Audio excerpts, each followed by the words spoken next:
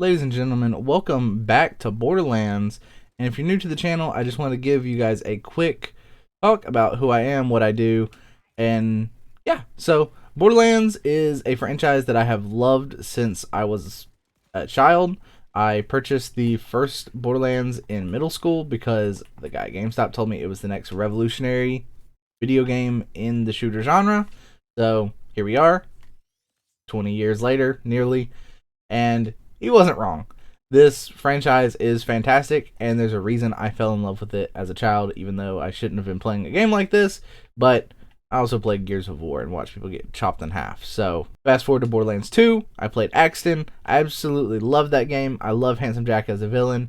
That is probably my favorite game of all time. I think that is probably one of the greatest games of all time, and definitely my favorite.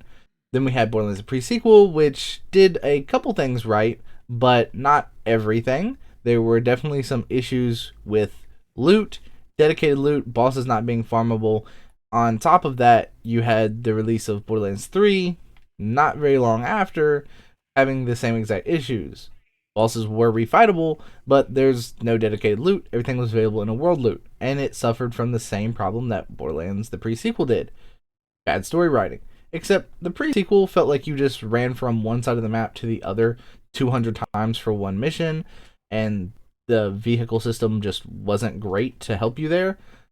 So maybe that has something to do with that, but Borderlands 3 just had bad writing and bad jokes. And yes, Borderlands 3 also had bad writing and jokes, but that's more of a cultural difference because that game was made by 2K Australia, not by Gearbox in Austin, Texas. Fast forward to now, we have Borderlands 4. This is probably the best Borderlands to date. Now, I know there are tons of people that will say stuff like, oh, it's not better than Borderlands 2 because of XYZ, but I'm here to let you know that I think this is probably the greatest Borderlands we've gotten ever. And I know Borderlands 2 has the fantastic story that it does, so it's hard for people to accept that there's a Borderlands game better than that, but it's just well written.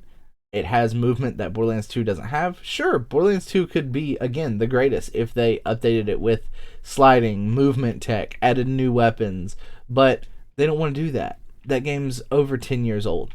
They don't want you to keep playing that same game. Obviously, they want to make money, so they're going to make a new game for you to buy. And it's great. They definitely succeeded in that department. This is definitely a fantastic game, and I don't see myself putting it down anytime soon.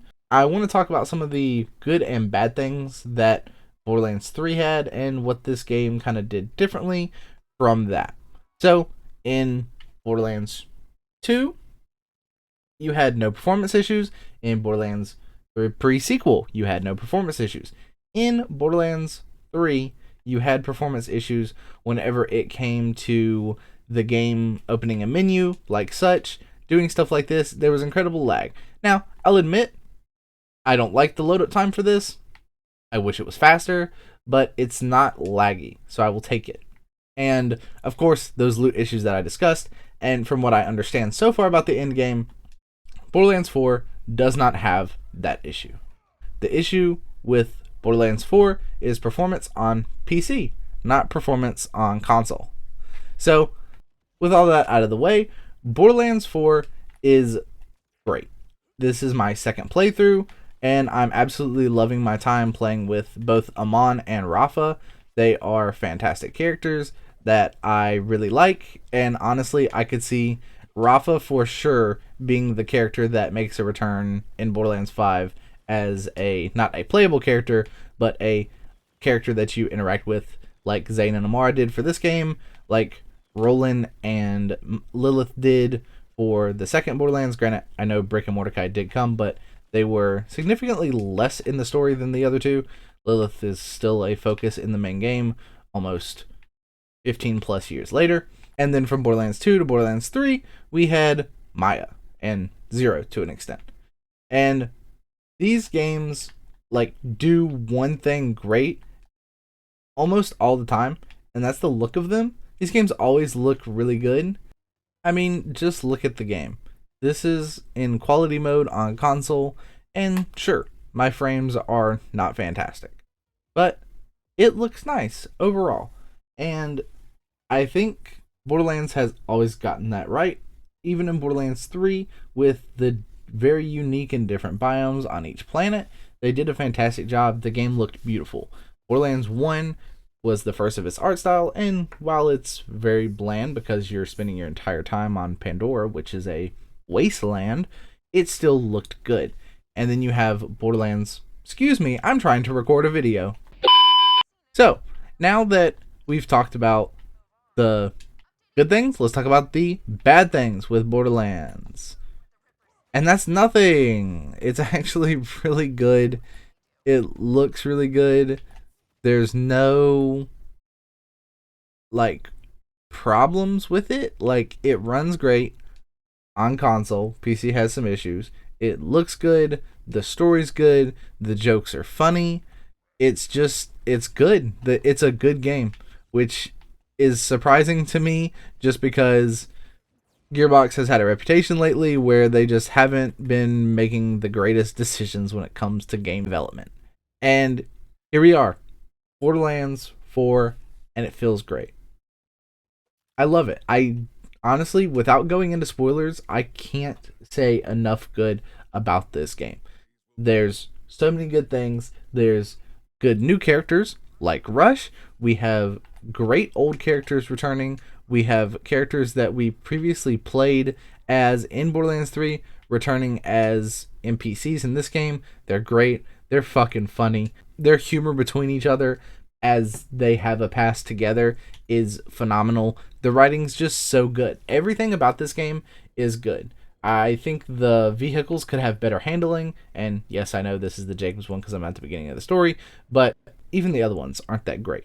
They don't feel fantastic, and that's probably the only thing that doesn't feel good about this game. Let's talk about drama, because you can't have a Borderlands game without Randy Pitchford opening his mouth and ruining everything for everyone. Randy Pitchford has me blocked on Twitter because I didn't like the Borderlands movie. Randy Pitchford is currently throwing a fit because people are complaining about performance issues for the game.